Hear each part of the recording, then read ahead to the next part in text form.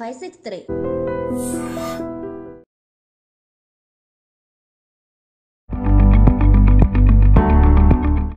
ఇది చాలా కామన్గా చాలామంది పేషెంట్స్ అడిగే క్వశ్చన్ అండి.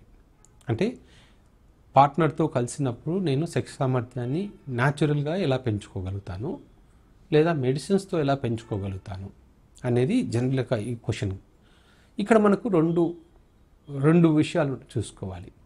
అసలు ప్రాబ్లం ఉందా లేదా, అంటే ఏదైనా సమస్య ఉండి ఆ సమస్య నుంచి బయటికి రావడం ఎలా, లేదా ఆల్రెడీ నార్మల్గా ఉండి డాక్టర్ నాకు అన్నీ నార్మల్గా ఉన్నాయి, అంగస్తంభన ప్రాబ్లం లేదు, శీఘ్రస్ఖలనం ప్రాబ్లం లేదు, కానీ నేను ఇంకా బెటర్గా చేయాలనుకుంటున్నాను అనే కేటగిరీ ఒకటి.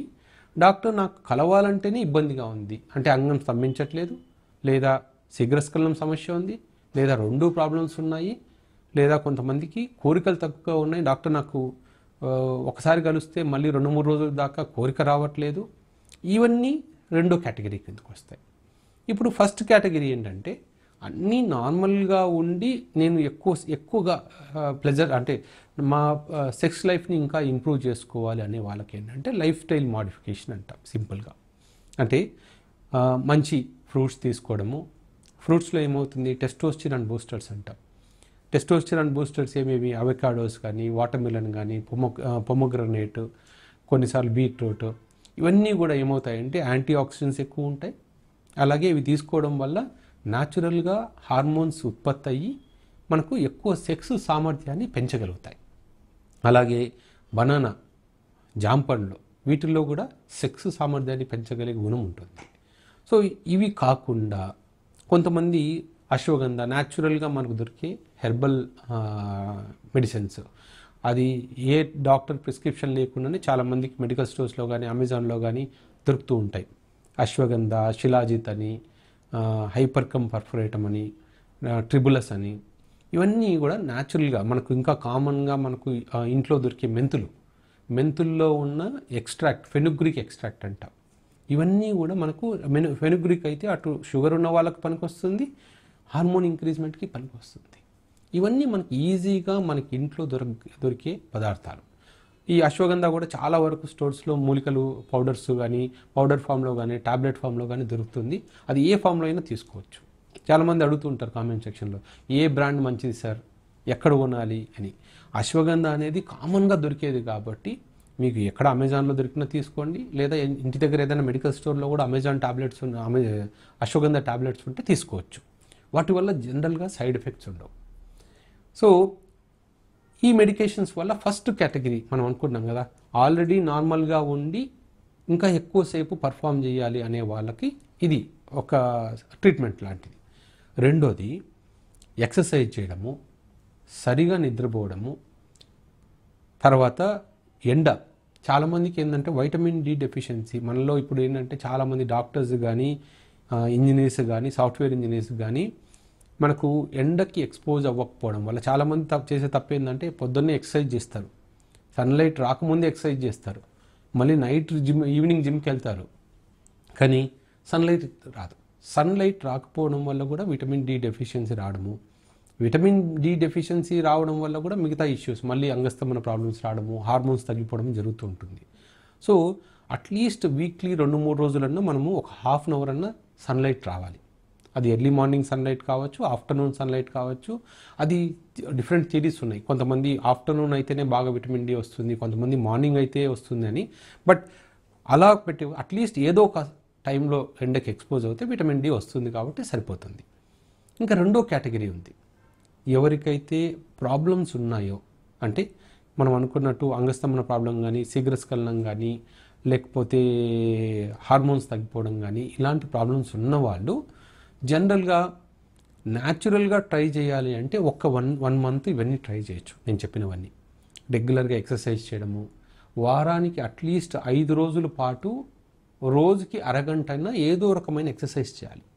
అది మీరు రన్నింగ్ చేస్తారా, జాగింగ్ చేస్తారా, లేకపోతే థ్రెడ్మిల్ మీద వర్క్ చేస్తారా, లేకపోతే స్కిప్పింగ్ కానీ, స్విమ్మింగ్ కానీ, ఇవన్నీ మనము కార్డియో ఎక్సర్సైజెస్ అంటాం. ఈ కార్డియో ఎక్సర్సైజ్ అంటే ఎందుకు కార్డియో ఎక్సర్సైజెస్ మీదనే గురించి నేను స్పెసిఫిక్గా చెప్తున్నాను అంటే, చాలా వరకు వెబ్సైట్స్లో ఏముంటుంది అంటే టెస్టోస్టిరాన్ బిల్డ్ చేయాలి అంటే మజిల్ బిల్డింగ్ ఎక్సర్సైజ్ చేయాలి అంటారు. అది తప్పు. యాక్చువల్గా కార్డియో ఎక్సర్సైజెస్ వల్లనే టెస్టోస్టిరాన్ పెరుగుతుంది.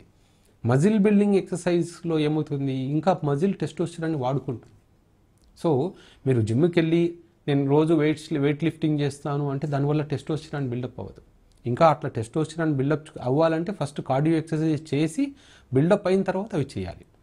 తర్వాత రెగ్యులర్గా అంటే మంచి పౌష్టికాహారం తీసుకోవాలి. నేను ఇందాక చెప్పినట్టు పొమోగ్రనేట్ జ్యూస్ కానీ, పొమోగ్రనేట్ ఫ్రూట్ కానీ, వాటర్మిలన్ కానీ, బనానా, ఇవన్నీ రెగ్యులర్గా ట్రై చేసిన తర్వాత కూడా ఇంప్రూవ్మెంట్ రాకపోతే డిలే చేయకుండా డాక్టర్కి చూపించుకోండి. బేసిక్ టెస్ట్, మీరు టెస్టోస్టిరాన్ టెస్ట్ ఉందనుకోండి, ఏ ల్యాబ్కి వెళ్ళినా కూడా టెస్టోస్టిరాన్ టెస్ట్ చేస్తారు. టెస్టోస్టిరాన్ నార్మల్గా ఉందా లేదా అంటే ఏజ్ని బట్టి మారుతూ ఉంటుంది టెస్టోస్టిరాన్. ఒక్కొక్క ఏజ్ గ్రూప్లో ఒకటి. జనరల్గా 40 years వరకు ఉన్న వాళ్ళకి జనరల్గా 4 రేంజ్లో ఎక్కువ ఉంటే చాలు. 4+ ఉండాలి. అంటే కొన్ని డిఫరెంట్ ఉంటాయి. Nanograms per ML, nanograms per decilitre అని.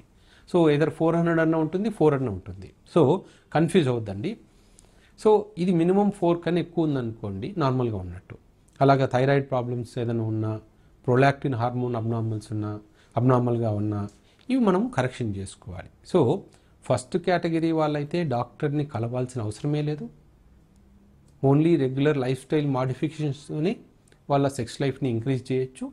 రెండో కేటగిరీ వాళ్ళు ఖచ్చితంగా వాళ్ళ ప్రాబ్లం ఏదైతే ఉందో దానికి డాక్టర్ని చూపించుకొని ఆ ప్రాబ్లంని క్యూర్ చేయగలిగితే, క్యూర్ అయిన తర్వాత మళ్ళీ ఈ ఫస్ట్ కేటగిరీ వాళ్ళకు ఏదైతే ఉన్నాయో న్యాచురల్గానే ఇంప్రూవ్ చేయడం, వాళ్ళు చేసినట్టు మెయింటైన్ చేసుకోవచ్చు. అంటే ఉన్న ప్రాబ్లమ్ని మళ్ళీ ఆ ప్రాబ్లం రాకుండా ఒకసారి క్యూర్ అయిన తర్వాత నార్మల్గా ఉండడానికి ఇవన్నీ హెల్ప్ అవుతాయి మనకి.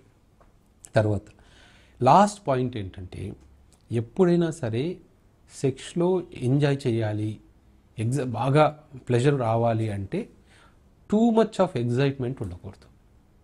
సెక్స్ అనేది చాలా ఫాస్ట్గా చేయాలి, ఎంత ఫాస్ట్గా చేస్తే అమ్మాయికి అంత తృప్తి అనేది రాంగ్ క్యాలిక్యులేషన్. మీరు ఏ అమ్మాయిని అడిగినా కూడా ఇప్పుడు ఓన్లీ మీరు పార్న్ మూవీస్లో చూస్తేనే అలా ఉంటుంది తప్ప, నార్మల్గా ఉన్నప్పుడు అమ్మాయిలు ఎప్పుడూ ఫాస్ట్గా చేయాలనుకోరు, ఎక్కువసేపు చేయాలనుకుంటారు.